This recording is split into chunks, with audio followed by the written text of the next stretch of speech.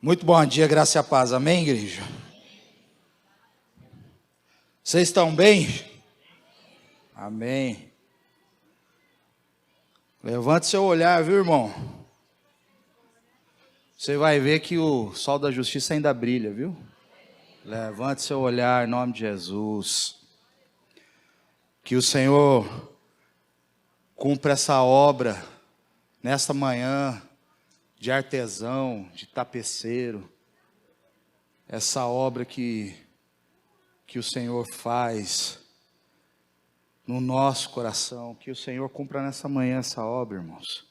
Abra o seu coração, permita que o Espírito Santo de Deus ministre no seu coração. Quieta sua alma aí, aleluia. Diga para sua alma aí, a alma fica quieta.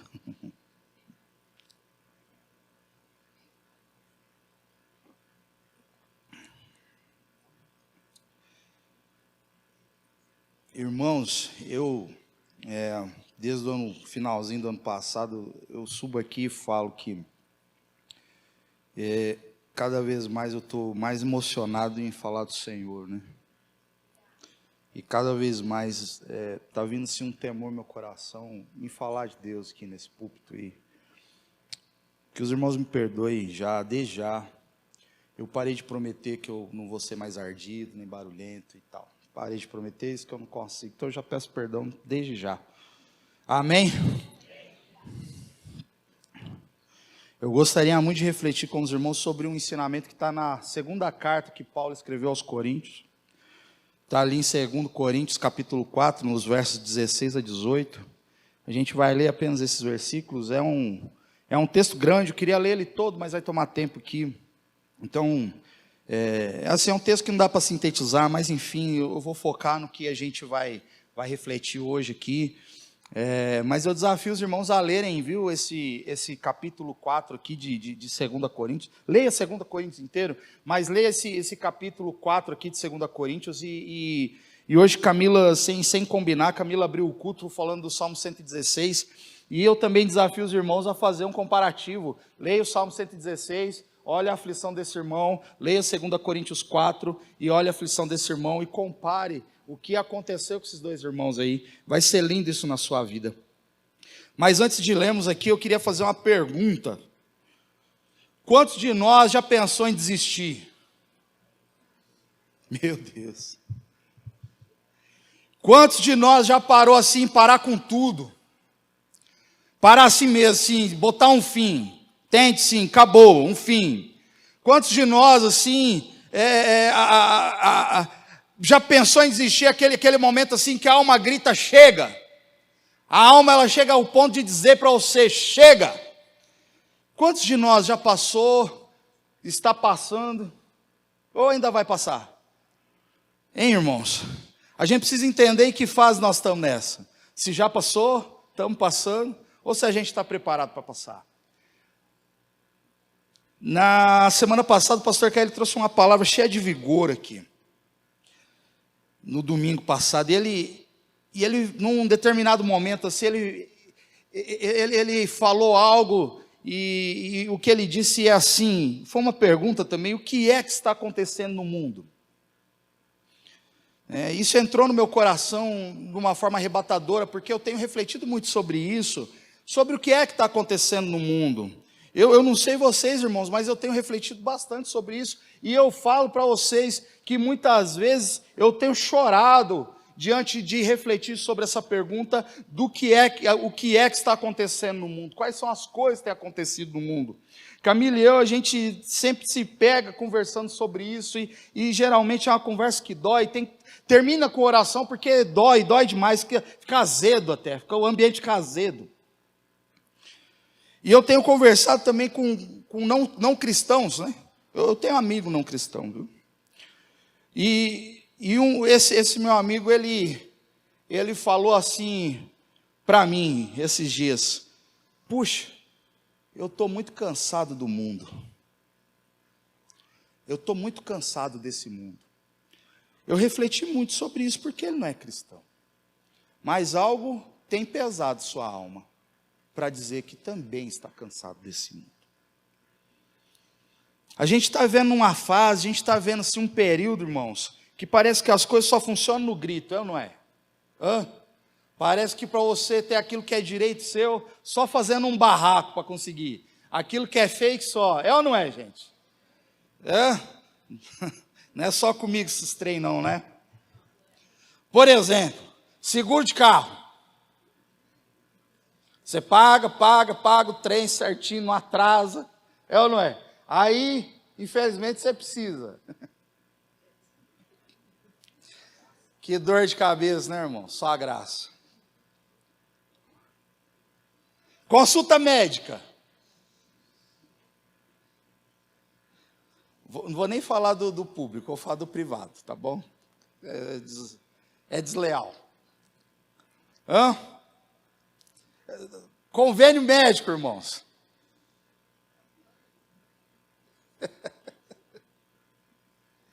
Você paga o trem, não é barato, aí você precisa. O que acontece? O doutor está em análise da sua situação. Deixa para lá, né, gente? Estou contando isso para introduzir o assunto que eu quero dizer e que espero que revire o seu interior, assim como revirou o meu. Na virada do ano, eu lembrei aqui, na virada do ano, eu tenho uma cachorrinha, viu, irmãos? Tenho uma cachorrinha linda, tá? Não quero entrar nesses detalhes de pai de pet, esses trem todo, mas eu amo minha cachorrinha. E minha cachorrinha passou mal, bem na virada do ano. Ela escolheu as últimas 2 horas do ano para passar mal. Sem veterinário, sem nada. Enfim, passou mal e tal, e a gente ficou lá meio desesperado, porque eu amo minha cachorrinha, né? E a gente não sabia que a Nina tinha, e enfim, passou-se um dia, tentamos lá os nossos socorros lá, e aí teve que fazer um monte de exame e tal, enfim. Está tudo bem com a Nina, graças a Deus. Aleluia, aleluia. Mas aí a gente teve que comprar uns remédios e tal, e eu fui num lugar que eu estou acostumado a comprar, as coisas dela, ração, esses trem todos, mas não os remédios. Aí eu fui lá comprar o remédio, e aí quando eu fui pedir lá com a receita e tudo, a moça disse sim, isso aí eu não vou vender para você não. Mas por quê? Eu estou precisando. O médico disse que era esse aqui, ó. O médico veterinário disse que é esse. Ela falou, você precisa do mapa. Eu falei, mas mapa do quê? Eu não sabia o que era o mapa, a mulher ficou nervosa. E eu sou expressivo, então eu fiz essa mesma cara. Mapa do quê? Pronto, para quê? Essa mulher ficou nervosa, irmãos. E ela disse, sem mapa eu não vou vender para você, e você não vai conseguir enfim, mudar essa situação. Eu falei, não, mas eu não quero mudar, eu só quero comprar o remédio. E preciso entender o que é isso. A mulher não sabia explicar, foi uma confusão. Irmão, eu saí correndo. Você já viu um trem desse? O cliente sai correndo dentro da loja, porque você fica com medo da pessoa voar no seu pescoço. Eu saí, não comprei lá e saí correndo. Entrei no carro nesses períodos de chuva que está tendo à tarde, assim, aquela chuva forte. Eu entrei no carro, irmãos, e olha, eu pensei, não é possível que isso está acontecendo comigo. Desabei a chorar. Chorei dentro do carro, mandei uma mensagem para a Camila, mas meu choro não era por causa do remédio, não era por causa daquilo. O meu choro era por ver o caminho que o ser humano tem tomado. Esse foi meu choro. O meu choro é por ver que o ser humano tem tomado um caminho que está decidindo sua própria vida de um jeito não bom.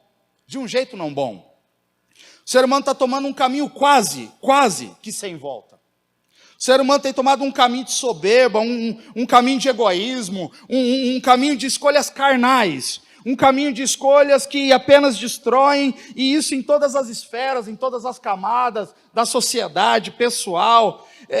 Eu fiquei fazendo essa análise da pergunta do pastor Caio, por que o mundo está assim, o que é que está acontecendo no mundo, e eu vejo que o ser humano está escolhendo um estilo de vida competitivo, cruel, egoísta, e por isso que as pessoas estão tão cansadas. Um ano acaba e o outro começa, e a gente está carregando uma bagagem do ano anterior, e a coisa, tem um monte de irmão que já começou o ano na lona, é ou não é? Irmãos, nessa choradeira dentro do carro que eu estava, eu comecei a falar com Deus, e eu lembrei dessa fala desse meu amigo ímpio. Eu estou cansado do mundo, e eu falei a mesma coisa, eu estou cansado. Eu estou cansado. Eu comecei a questionar por que tem que ser assim?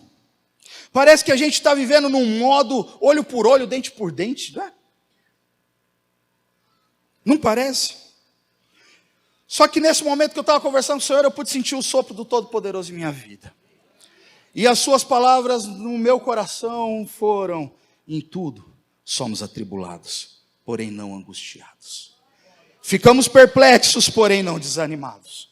Somos perseguidos, porém não abandonados. Somos derrubados, porém não destruídos. Que bálsamo é esse, irmãos? Que refrigério é esse, irmãos? Eu estou aqui nessa manhã para dizer para você: quem disse que acabou para você, errou. Quem deu essa tal sentença aí contra a sua vida não sabe muito bem o que está dizendo. Eu vim aqui para dizer: se você está sendo injustiçado, permaneça, porque o Senhor tem resposta. O mundo e as pessoas podem até arquitetar planos, projetos, ter estratégias, isso é natural do homem, sim, mas a Bíblia diz que a palavra final vem do Senhor. A resposta vem dele.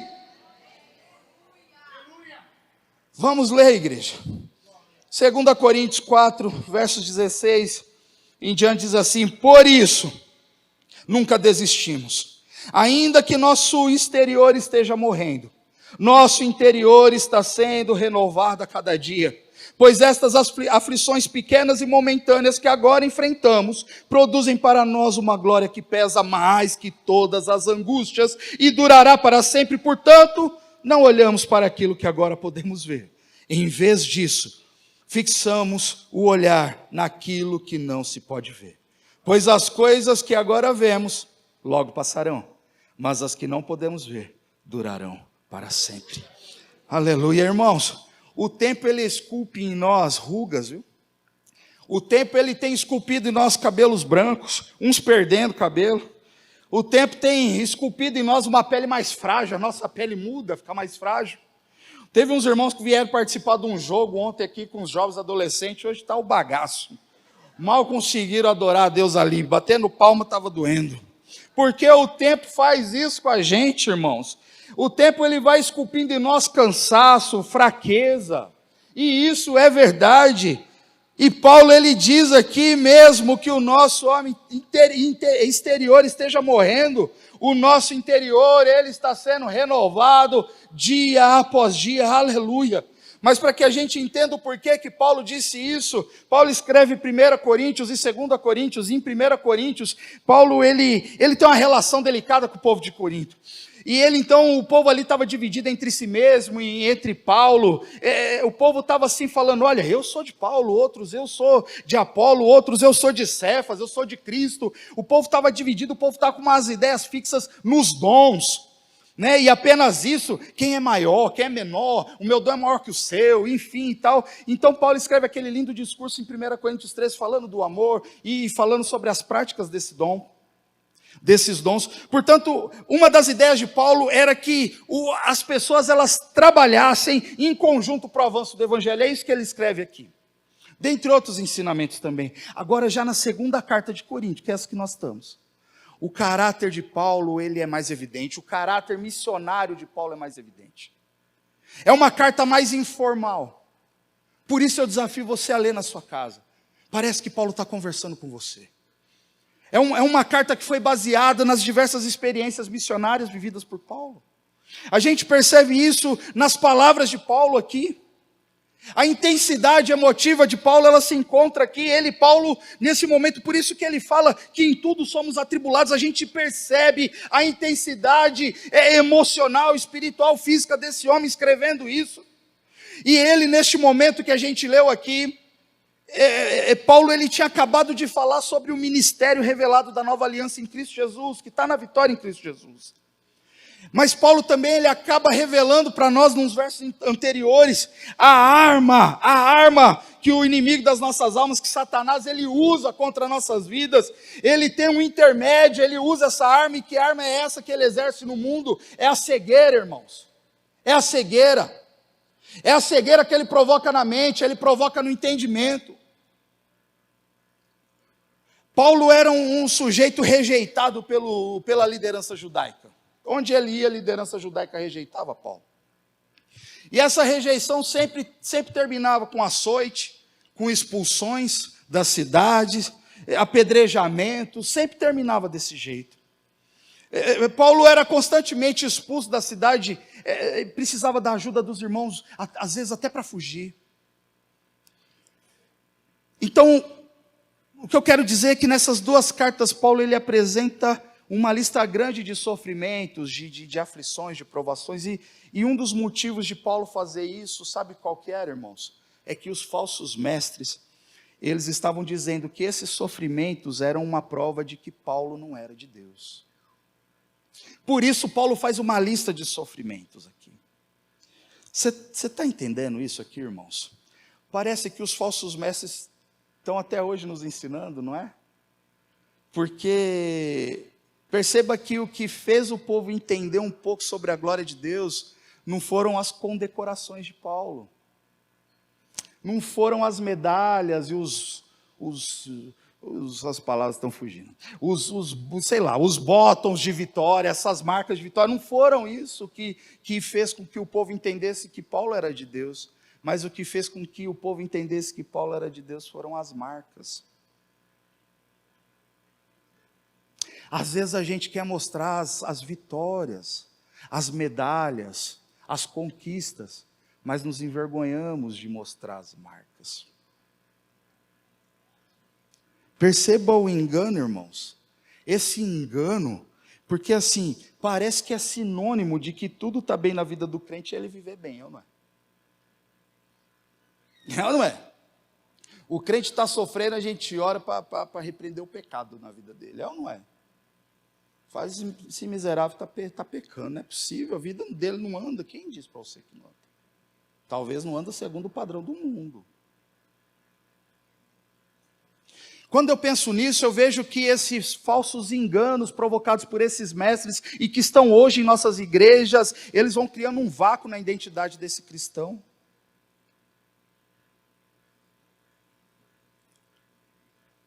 Mas agora Deus está usando a vida de Paulo para consolar o povo de Deus e para consolar nós também, porque essa palavra chegou até nós, amém?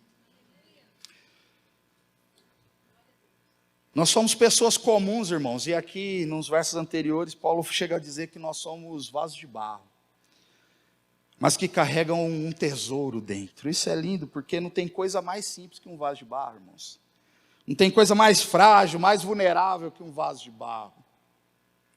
E isso é lindo porque só mostra o tamanho do poder de Deus. Eu sempre digo isso, irmãos, não há virtude nenhuma nossa em ter chegado a algum lugar, ter chegado até aqui. Não há virtude, não há, é graça de Deus. Porque nós somos frágeis como um vaso de barro, mas dentro de nós carrega o poder do Espírito Santo de Deus. O salmista, ele chega a dizer que Deus sabe que nós somos frágeis e que Deus se lembra que nós somos pó. Eita glória! Nessa carta aqui, Paulo ele abre as cortinas da alma, assim, e ele mostra suas dores e marcas mais profundas. Nessa carta aqui, Paulo mostra suas tensões mais íntimas e as suas experiências mais arrebatadoras, e foi isso que mudou o povo de Corinto. Foi isso que transformou o povo de Corinto. Que seja assim na minha vida e na sua, irmãos. Esse trecho aqui, ele está refletindo, ele está retratando a angústia emocional desse homem. Está retratando uma angústia física, uma angústia espiritual profunda. Por isso ele diz, em tudo somos atribulados, porém não angustiados. Ficamos perplexos, porém não desanimados. Somos perseguidos, sim, porém não abandonados. Somos derrubados, porém não destruídos. Por isso eu venho nessa manhã dizer para você, não há razão para perdermos a esperança. Grave isso no seu coração. Não há razão para perdermos a esperança. A crise não veio para ficar não, irmão. Se existe esperança, essa esperança é em Cristo Jesus. Mas a gente precisa entender algumas coisas. A primeira delas é qual é a dimensão pessoal da esperança que você carrega. Qual é a dimensão pessoal da esperança que você carrega? E ainda compreender que essa esperança, ela ocorreu fora de nós. Ou seja, nenhum esforço nosso aconteceu para isso ser real. Foi amor, amor do Pai. A nossa esperança, irmãos, ela está em fatos, em acontecimentos e intervenções reais de Deus na história. Você está entendendo isso, irmãos? Às vezes eu penso que porque essa intervenção de Deus na história, que foi a morte e ressurreição de Cristo ali naquela cruz, por ter acontecido há um pouco mais de 2000 anos atrás, parece que a nossa geração esqueceu. Parece que a nossa geração esqueceu e não se lembra disso. Irmão, se não tem ressurreição, vã é a nossa fé. É isso que Paulo fala em 1 Coríntios 15, vã é a nossa fé se não teve ressurreição. Ou seja, se Cristo não ressuscitou dos mortos, se esse fato, se esse evento Cristo, ele não aconteceu na história, eu sinto dizer, o que resta para nós? Comamos, bebamos, porque amanhã morreremos. Se isso não aconteceu de fato, não é simplesmente dentro de nós, ele é histórico, ele é real, ele é vivo. Se isso não aconteceu de fato, o que resta para mim e para você? Só que muitos irmãos têm vivido dessa forma. Vamos comer hoje, vamos beber hoje, porque amanhã nós vamos morrer.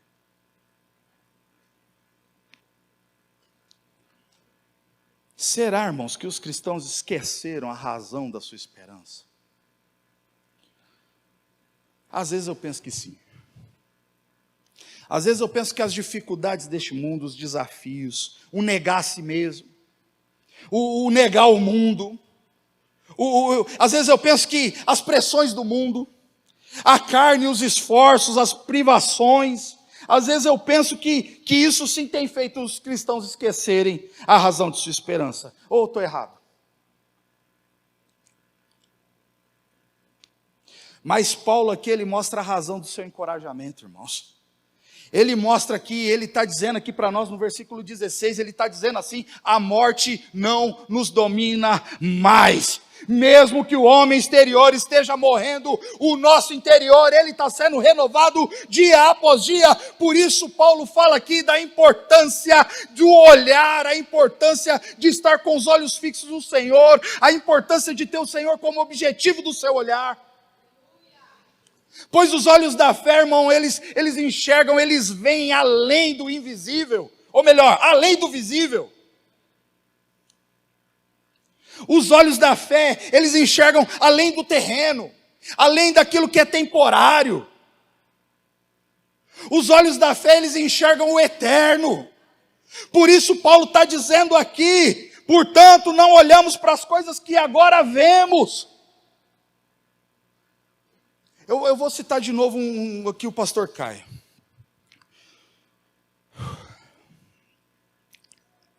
Semana passada o pastor Caio, ele trouxe aqui algo muito profundo, de um jeito bem pedagógico e bem brasileiro. O que foi que ele disse? Num certo momento da pregação, e o homem estava com vigor só pregando, aleluia. Ele disse assim, quanto mais o pau cantar aqui, irmãos, mais feliz eu estou. Ou seja, esse mundo aqui pode desabar. E quanto mais isso acontecer, mais feliz eu estou. Quanto mais tiver instabilidade mesmo, social, econômica, política, emocional aqui, mais feliz eu estou. Porque eu sei em quem tenho crido e eu sei que é poderoso. O que esse homem disse aqui semana passada, ele está dizendo que ele tem visão de esperança. Ele está mostrando para toda essa comunidade que ele está com os olhos da fé, enxergando o invisível. Esse homem falou isso semana passada, porque os anos não cegaram os seus olhos, e não permite que os anos ceguem os seus olhos. Tem jovens com os olhos cegos.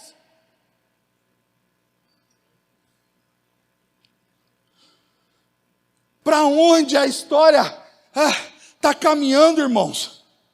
Para onde está caminhando a história, irmãos? Talvez a resposta seja essa aqui que Paulo citou, para os que enxergam com os olhos da fé, irmãos. O encontro e o descanso com o Criador, ele é certo. Mas para os que olham para as coisas visíveis, eu sinto dizer, irmãos, a história caminha para o caos eterno.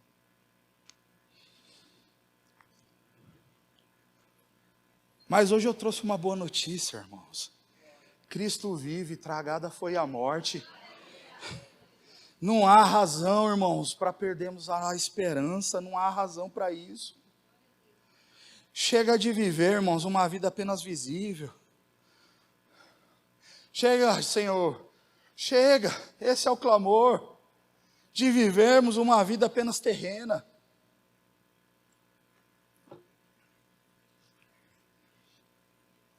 Chega de vivermos uma vida apenas construindo riquezas, irmãos, que não suportam a traça. Nós temos construído riquezas que não vence a traça. A ferrugem ganha, a ferrugem corrói. Mas nós estamos lá dia após dia, buscando isso. Chega, irmãos, de vivermos uma vida pessimista, com relação à esperança que está em Cristo Jesus, irmãos. O pessimismo tem invadido as igrejas, tem invadido os corações.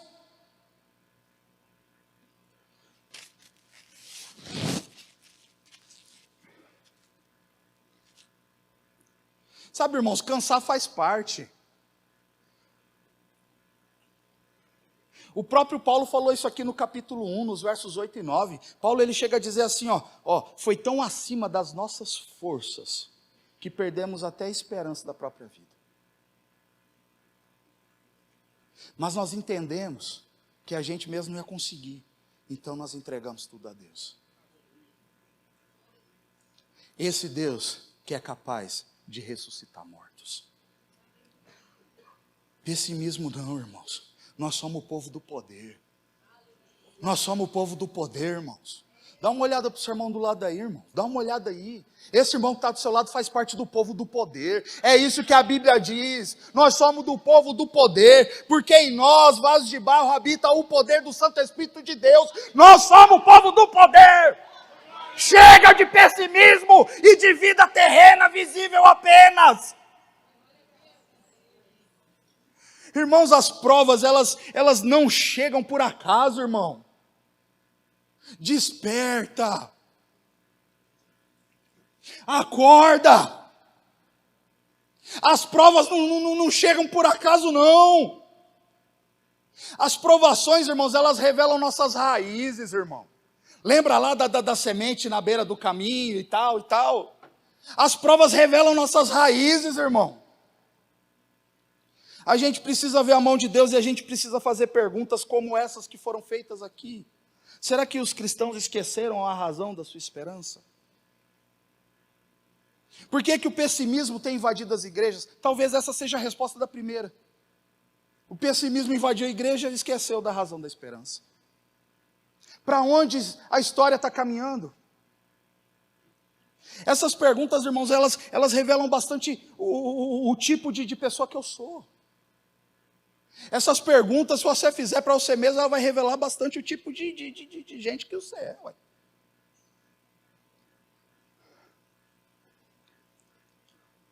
Ela vai revelar seu projeto de vida.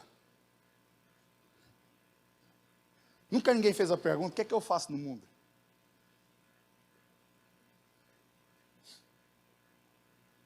O que eu faço no mundo? Eu falo isso para os jovens, acordar, ai, Jesus, comer, jogar tal, não sei o que e tal, e dormir aqui. O que eu faço no mundo? É pouco. A gente precisa fazer mais coisas. A gente precisa. Irmãos, o sujeito sem esperança é um sujeito desesperado. E mais, entender sobre essa esperança, irmãos, nesse contexto futuro, que contexto é esse que aconteceu na pessoa de Cristo Jesus? ali, morte e ressurreição, entender sobre essa esperança do futuro é importante para influenciar nossas ações no presente. No presente, irmãos. Essa perspectiva que você tem do futuro te modela hoje. Por isso que a gente está tão cansado de querer agarrar as coisas na unha. Porque perdemos a perspectiva da esperança. E essa perspectiva está modelando a gente hoje. E aí a gente começa a acumular tesouro que não vence a traça, nem a ferrugem. A esperança, ela vai definir muito do que você faz hoje. Alguns comportamentos, irmãos, eles estão sendo moldados por uma vida presente, presente hoje, só. Sem perspectiva de futuro, ou pelo menos a perspectiva de futuro, ela está completamente manchada. Grupo de louvor. Aleluia. Pode subir, por favor, irmãos. Isso não pode acontecer na vida de um servo, uma serva de Deus, não, irmãos. O corpo, ele pode sim não resistir aos ataques do tempo. Não está resistindo. Cada vez mais não está resistindo. Ou cada vez mais cedo.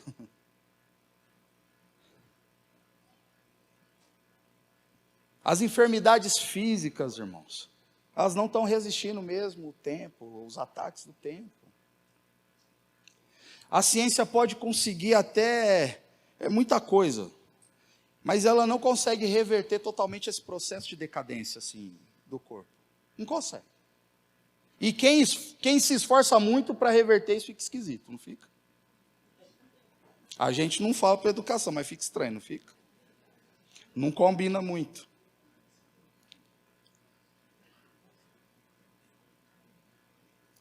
O corpo mortal, ele está sujeito à morte mesmo. Nós somos vasos de barro, lembra disso?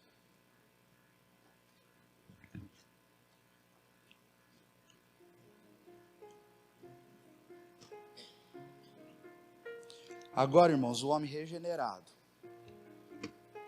redimido em Cristo Jesus, sujeito ao poder transformador do Espírito, esse sim, se renova dia após dia após dia.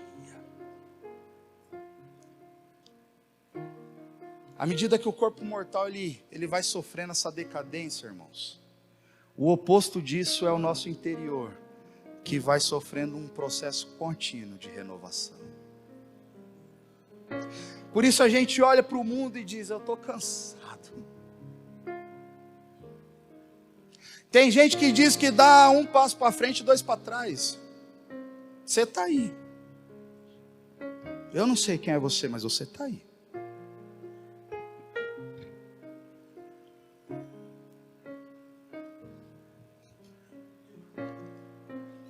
As perseguições, as provações, as pressões e injustiças deste mundo têm marcado nossas vidas, irmãos.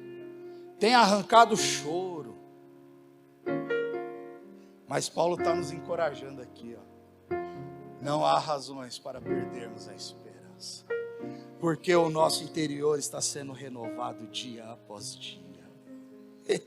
Aleluia. Ele chega a dizer que são leves e momentâneas tribulações. As aflições, elas são grandes e pesadas sim, irmãos. Tem gente sofrendo demais no nosso meio, do nosso lado aqui. Mas Paulo diz que esses sofrimentos, que essas aflições, de conformidade com os padrões terrenos, elas são leves comparado com a glória que há de ser revelada. Que fique claro, irmãos, o apóstolo Paulo, ele não está menosprezando a minha dor e a sua, viu?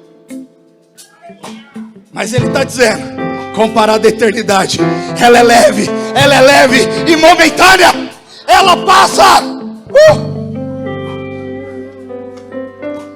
Paulo, ele teve a coragem, irmãos, de escrever as suas dores. Ele abriu a janela da sua alma, não só para o Senhor, mas Ele escancarou. E está escrito aqui, chegou até nós essa palavra. Irmãos perderam a cabeça para essa palavra chegar até nós. Irmãos foram queimados, vivos ali nas ruas de Roma, para que eu e você pudéssemos ter essa palavra de vida eterna. Então, irmãos, não se conforme com a vida que você está levando. Se o pessimismo bateu a tua porta, chuta ele, expulsa ele, em nome de Jesus. Não há razões para perdermos a esperança. Não importa o que aconteça, não há razões para perdermos a esperança.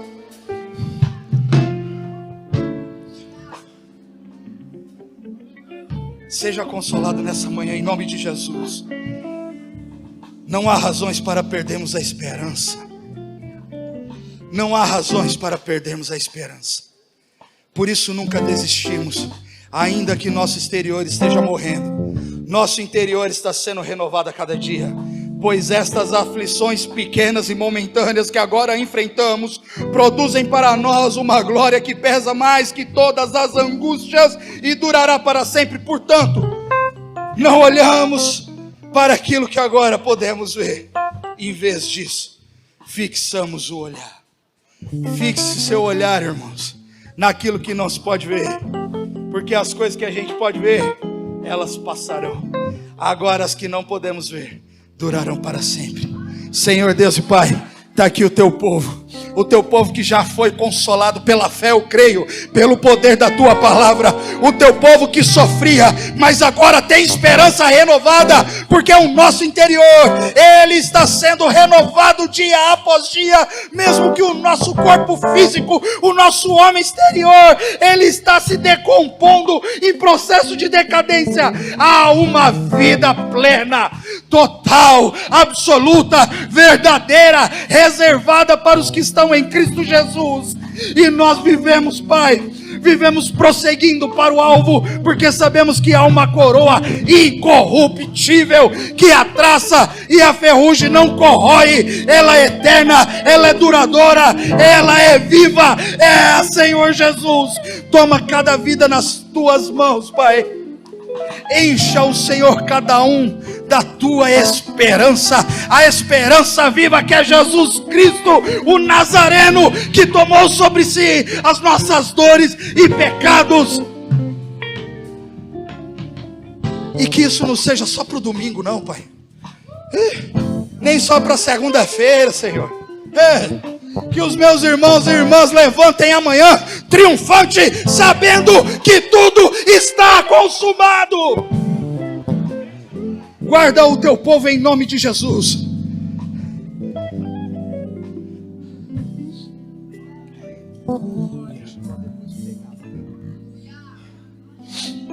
Que o grande amor do Pai, que a graça do Filho Jesus e que a comunhão e a consolação do Espírito Santo esteja com cada um, com cada família, em nome de Jesus, sabendo que a nossa fé está no Senhor, a nossa resposta está no Senhor, a nossa vida, ela é vivida de milagres, em nome de Jesus. Que o Senhor te abençoe e te guarde e resplandeça sobre ti a sua luz, em nome de Jesus. Vão na paz. Você pode acompanhar todo o nosso conteúdo baixando o nosso aplicativo ou seguindo as nossas mídias digitais usando o QR Code. Deus te abençoe!